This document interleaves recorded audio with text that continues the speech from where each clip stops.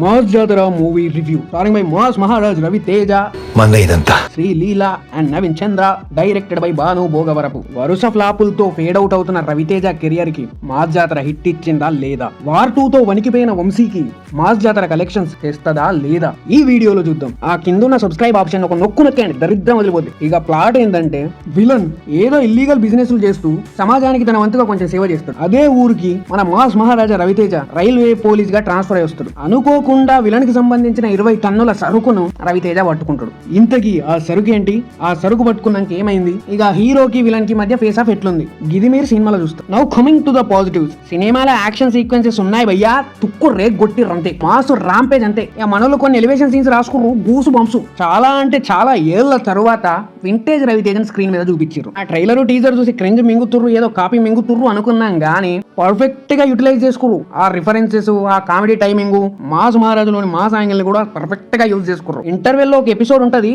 Poli cake అంతే. Comedy scenes కూడా చాలా చోట్ల వర్క్ అయినాయి. ఎస్పెషల్లీ బీజిఎం అండ్ సాంగ్స్ అయితే చితక్ కొట్టేసిండు భీమ్ సీరియల్. హీరోకి విలన్ కి మధ్య ఫేస్ ఆఫ్ ఏదైతే ఉందో నెక్స్ట్ లెవెల్ రాసుకున్నారు. స్క్రీన్ ప్లే అనేది అద్భుతంగా వర్క్ అయింది. సినిమాలో జాతర సీక్వెన్స్ ఉంటది, అది సినిమాకే మెయిన్ హైలైట్ గా. ఆ సీక్వెన్స్ లో నవీన్ చంద్ర యాక్టింగ్ ఉంది భయ్యో, ర్యాంప్. రవితేజ డైలాగ్ డెలివరీ కూడా కొత్తగా ట్రై చేసారు, బాగా వర్కౌట్ అయింది. అది కూడా ఒక మాస్ మసాలా సినిమాకు పడాల్సిన అన్ని సీన్స్ పుష్కలంగా పడ్డాయి, చాలా బాగా హ్యాండిల్ చేశారు దాన్ని. ఎగ్జిక్యూషన్ కూడా పగట్ బందీగానే ప్లాన్ చేశారు, బాగుంది. Now coming to the negatives. అక్కడక్కడ వర్కౌట్ అయిన కామెడీ, అక్కడక్కడ క్రింజ్ మింగారు. మెయిన్లీ సినిమాలో హీరోకి ఆ లవ్ ట్రాక్ పెట్టకుండా ఉంటే దరిద్రం వదిలిపోయేది అనిపించింది నాకైతే. ఎస్పెషల్లీ ఆ లవ్ ట్రాక్ లోనే సగం క్రింజ్ కామెడీ ఉంటుంది. విలన్ కి హీరోకి మధ్య ఫేస్ ఆఫ్ బానే ఉందిగా, మధ్యలో అదెందుకు బుక్కిర్రా అనిపించింది నాకైతే. వింటేజ్ రవితేజని స్క్రీన్ మీద చూపించాలన్న ఆతృతతో కొంచెం పైత్యం పట్టుకున్న సీన్స్ కొన్ని రాసుకురు, అవి కూడా కొంచెం అక్కడక్కడ నాకు తేడా కొట్టింది. ఇకపోతే చాలా సీన్స్ మనకు డ్రాబ్యాక్ చేసిన ఫీల్ వస్తుంది. ప్రొసీడింగ్స్ కూడా అక్కడక్కడ డల్లుగా ఉంటాయి. సినిమా చూస్తున్నంత సేపు మనకు చాలా సినిమాలు మైండ్ లో తిరుగుతాయి. క్రాక్, విక్రమార్కులు లాంటి రవితేజ మూవీసే మనకు గుర్తొస్తా ఉంటాయి. అది కొంచెం మైనస్ అని చెప్పొచ్చు సినిమాకి. నేను ఎలాంటి ఎక్స్పెక్టేషన్స్ పెట్టుకోకుండా రవితేజ నుంచి ఒక నార్మల్ మాస్ బొమ్మ పడితే చాలా నాయన అనుకుని పోయిన థియేటర్ కి నన్ను సాటిస్ఫై చేసింది.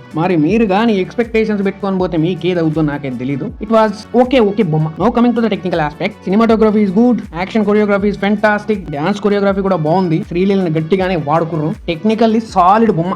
No coming to the director Bhanu Bhogavarapu. ఇది రైటింగ్ స్టేజ్ లో ఒక రొట్టెన్ మాస్ టెంప్లెట్ బొమ్మ, కానీ ఎగ్జిక్యూషన్ లో మాత్రం చించి దొబ్బిండు, బాగుంది. మొత్తానికి వింటేజ్ రవితేజ మన ముందు పెట్టిండు. No coming to the performances. Ravi Teja mass rampage performance, Naveen Chandra villainism అయితే తోపు, యాక్టింగ్ అయితే ఇర్రగొట్టేశాడు మనోడు. శ్రీలీలకు అంతగా పర్లేదు, పడ్డా కూడా మనకు రిజిస్టర్ అవ్వదు. రిమైనింగ్ అందరూ కూడా బాగానే చేశారు, చాలా మంది కమెడియన్స్ పెట్టుకోరు, కానీ కొన్ని సీన్స్ మాత్రమే క్రింజ్ చేశారు. That's it for the review.